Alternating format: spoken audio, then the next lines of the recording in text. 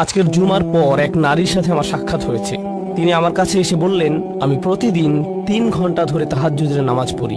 আক্ষরিকভাবে এটাই তিনি আমাকে জিজ্ঞেস করেছিলেন, এটা কি ঠিক আছে? আর আমি বলেছিলাম, আপনাকে এই জন্য পুরস্কৃত করা উচিত,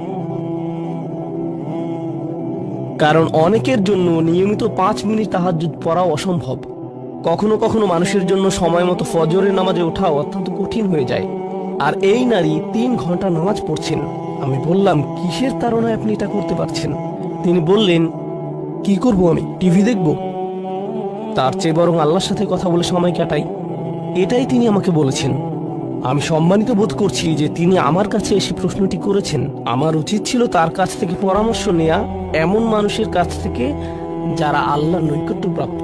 আমি যা বলতে চাচ্ছি তা হলো, আমরা সকলে একরকম নই। তিনি যা করেছেন আমি তা করতে পারবো না। আমি সত্য কথা বলছি, এই নারী যা করেন আমি তা করতে সক্ষম নই। আর আমি তার এই যোগ্যতার প্রতি সম্মান জানাই। আল্লাহ এই অভ্যাস বজায় রাখতে তাকে দৃঢ়তা দান করুন।